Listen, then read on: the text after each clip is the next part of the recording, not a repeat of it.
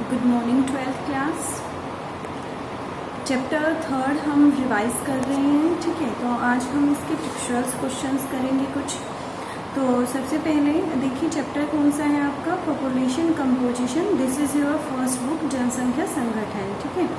इसके जो हम क्वेश्चंस करने जा रहे हैं, तो हम सबसे पहले यहाँ पर जो आपके MCQs हैं, आपसे 1 मार्क्स में पूछे जाते हैं। 4 ऑप्शन आपको दिए जाते हैं और आपको एक आंसर को चूज़ करना होता है, ठीक है।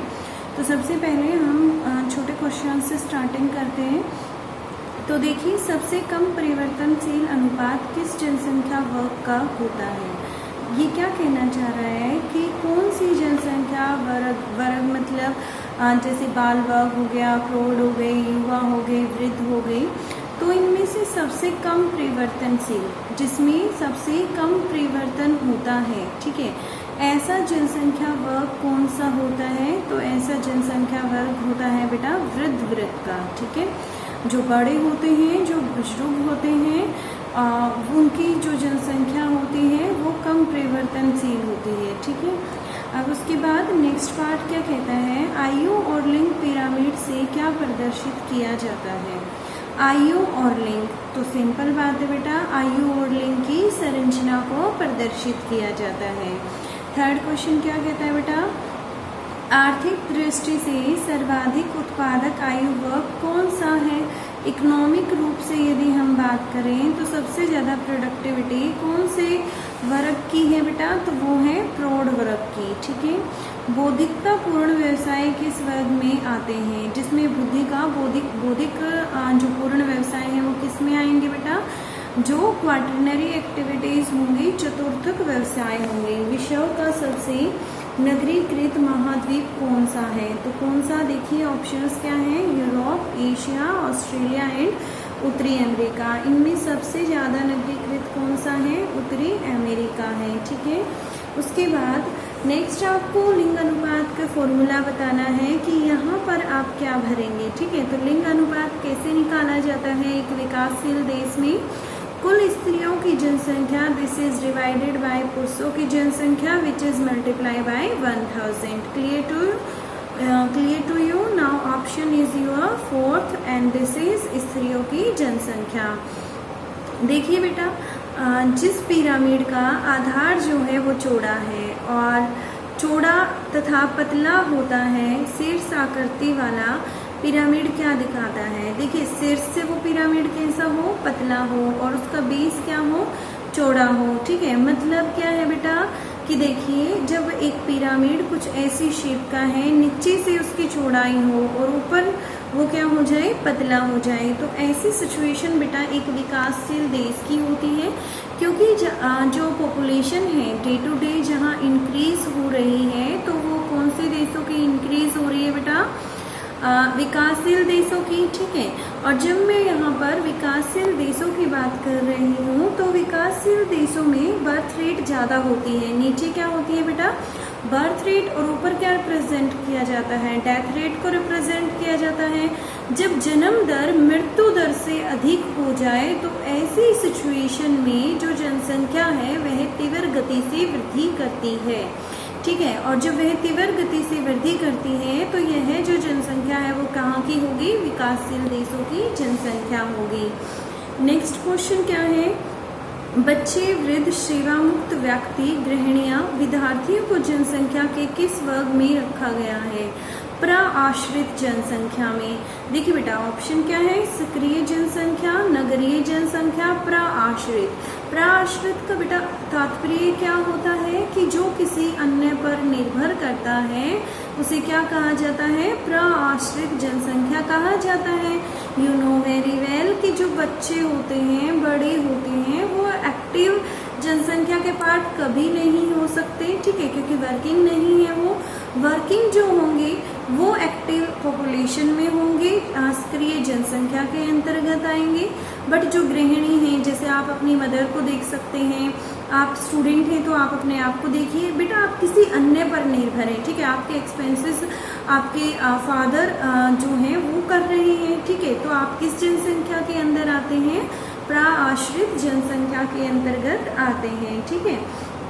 उसके बाद नेक्स्ट की बात करते हैं, निम्नलिखित में से कौन सा घटक जनसंख्या के संगठन को प्रदर्शित नहीं करता। ठीक है, तो जनसंख्या के संगठन को प्रजननशीलता जो है वो प्रदर्शित नहीं करता, आयु, साक्षरता और लिंग प्रदर्शित करते हैं। ठीक है, तो ऑप्शन हमारा यहाँ पर क्या हो गया बेटा, डी हो गया, प्रजननशीलता। एशिया में कौन सा देश उच्च मानव विकास की श्रेणी में है। ठीक है, जिसमें मानव विकास जो है वो सबसे उच्च श्रेणी में है एशिया कंटिनेंट के अंतर्गत, और ऐसा देश कौन सा है बेटा, जापान है। 1951 में भारत की साक्षरता दर कितनी थी, टोटल 18 थी। ठीक है, कुल कितनी थी, 18 थी बेटा। नेक्स्ट क्वेश्चन क्या है, जनसंख्या की आयु संरचना का अर्थ बताइए। तो देखिए पहला क्या कहता है, विभिन्न आयु वर्ग के लिंगों का अनुपात की जनसंख्या, आयु और लिंग अनुपात का विवरण जहाँ पर हो, और विभिन्न आयु वर्ग के लोगों की संख्या। तो आयु संरचना क्या होती है बेटा, जिसमें अलग अलग वर्ग के लोगों की संख्या को प्रदर्शित किया गया हो, उसे आयु संरचना कहा जाता है। ठीक है, क्लियर हो गया इतना आपको यहाँ से। ठीक है, अब हम नेक्स्ट क्वेश्चन करेंगे, एंड नेक्स्ट क्वेश्चन इज 13। ऋणात्मक वार्षिक जनसंख्या वृद्धि दिखाने वाला कोई देश बताना है। ऋणात्मक वार्षिक जनसंख्या वृद्धि दर पहले बात आती है बेटा, होती क्या है, तो जहाँ पर बेटा डेथ रेट ग्रेटर हो as compare to birth rate, तो उसे हम क्या कहेंगे, ऋणात्मक वार्षिक जनसंख्या वृद्धि दर कहेंगे।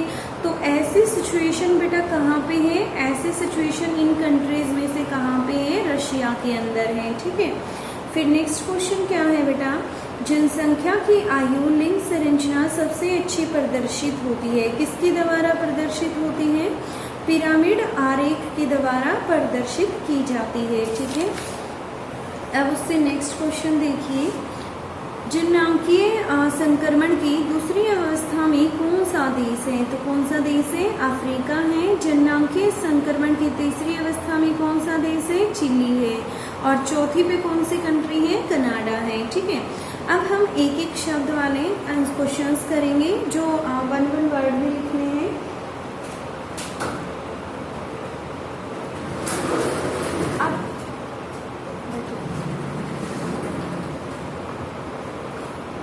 देखिए 1 मार्क्स के जो क्वेश्चंस हैं एक एक शब्द में ये आते हैं, तो यहाँ पर टोटल 18 क्वेश्चन है और 18 क्वेश्चन करेंगे हम। तो देखिए शुरुआत करते हैं फर्स्ट क्वेश्चन से। कृषि अथवा प्राथमिक क्रियाकलापों में संलग्न जनसंख्या को क्या कहा जाता है, जो प्राथमिक क्रियाकलापों में जनसंख्या लगी हुई है या जो केवल कृषि पर ही निर्भर है, उसे क्या कहेंगे, ग्रामीण जनसंख्या कहेंगे। और ये वाला क्वेश्चन हमने एमसीक्यूज में भी किया था कि जिस आरेख का, जिस आकृति पिरामिड का आधार चौड़ा होगा और शीर्ष कैसा होगा, पतला होगा, तो वो किसको रिप्रेजेंट करता है, विकासशील जनसंख्या को रिप्रेजेंट करता है। फिर उसके बाद नेक्स्ट देखिए, गैर कृषि कार्यों में संलग्न जनसंख्या को क्या कहा जाता है, जो सेकेंडरी टर्सरी एक्टिविटीज में द्वितीयक और तृतीयक क्रियाकलापों में इन्वॉल्व हैं, उनको क्या कहा जाता है, नगरीय जनसंख्या कहा जाता है। वर्ष 1951 में भारत की साक्षरता दर कितनी थी, ये भी आपने एमसीक्यूज में किया, कितनी थी, 18% थी। ऋणात्मक वार्षिक जनसंख्या वृद्धि दिखलाने वाला देश कौन सा है, Russia. You already done this question. सबसे कम परिवर्तनशील अनुपात किस जनसंख्या वर्ग का है बेटा, वृद्ध वर्ग का है, ये भी आप कर चुके हैं। फिर उसके बाद बच्चे, वृद्ध, सेवा मुक्त व्यक्तियां, गृहिणियां और विद्यार्थियों को जनसंख्या के किस वर्ग में रखा जाता है, प्रआश्रित जनसंख्या वर्ग में रखा गया है।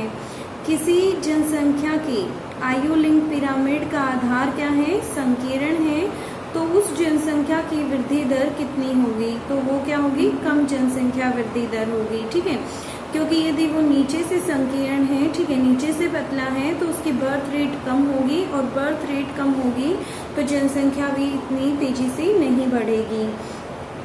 किसी जनसंख्या में उच्च जन्म दर होने पर आयु लिंग पिरामिड का आकार कैसा होगा, तो वह कैसा होगा बेटा, त्रिभुज के आकार का होगा।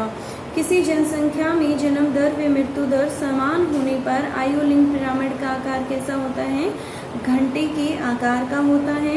जननांगीय संक्रमण की तीसरी अवस्था में कौन सा देश शामिल है? चिली है। चौथी अवस्था में कौन सम्मिलित है? कनाडा कंट्री सम्मिलित है। और प्रति 100 व्यक्तियों के अनुपात में साक्षर व्यक्तियों की संख्या क्या कहलाती है? साक्षरता दर कहलाती है। विस्तृत जनसंख्या पिरामिड किस आकार का होता है? चौड़े आकार का होता है। ऑस्ट्रेलिया का जनसंख्या पिरामिड कैसा है? विस्तृत आकार का ही है, चौड़े आकार का है। कार्यशील यदि एक्टिव जनसंख्या की बात करूं तो एक्टिव जनसंख्या कौन से आयु वर्ग में होती हैं? जो 15 to 59 एज के बीच में होते हैं। किसी जनसंख्या में आयु लिंग पिरामिड का आधार संकीर्ण है तो उस जनसंख्या की वृद्धि दर कितनी होगी? ह्रासमान जनसंख्या होगी। किसी जनसंख्या में उच्च जन्म दर होने पर आयु लिंग पिरामिड का आकार कैसा होगा? विस्तारित होती जनसंख्या होगा। किसी जनसंख्या में जन्म दर व मृत्यु दर समान होने पर आयु लिंग पिरामिड का आकार कैसा होगा? स्थिर जनसंख्या होगा। ठीक है, ये यहाँ पर आपने कौन से क्वेश्चंस किए हैं जो आपके पेपर में 1 मार्क्स के आ सकते हैं, वो क्वेश्चंस आपने किए हैं। ठीक है, अब यहाँ पर हम आपके 2 मार्क्स के जो टेक्सचुअल्स क्वेश्चंस दे रखे हैं वो करने जा रहे हैं। तो देखिए, जनसंख्या संगठन से आप क्या समझते हैं? This is very important question. 2017 में भी ये क्वेश्चन आया है, 2018 में भी ये क्वेश्चन आ रखा है। ठीक है, तो आपका चैप्टर भी क्या है? जनसंख्या संगठन ही है। और जनसंख्या संगठन से आप क्या समझते हैं? आपके सामने ये क्वेश्चन पुट किया गया है। तो देखिए, जनसंख्या संगठन जनसंख्या के उस पक्ष को प्रदर्शित करता है जिसको मापा जा सकता है। एक ऐसा पक्ष जिसको हम मेज़र कर सकते हैं, माप सकते हैं, उसे जनसंख्या संगठन कहा जाता है। जनसंख्या के मात्रात्मक पक्ष जैसे कि लिंग, आयु, श्रम शक्ति, आवास, कार्यशील और आश्रित जनसंख्या तथा साक्षरता आदि तथ्यों का वर्गीकरण व अध्ययन जनसंख्या संगठन कहलाता है। नेक्स्ट क्वेश्चन क्या है?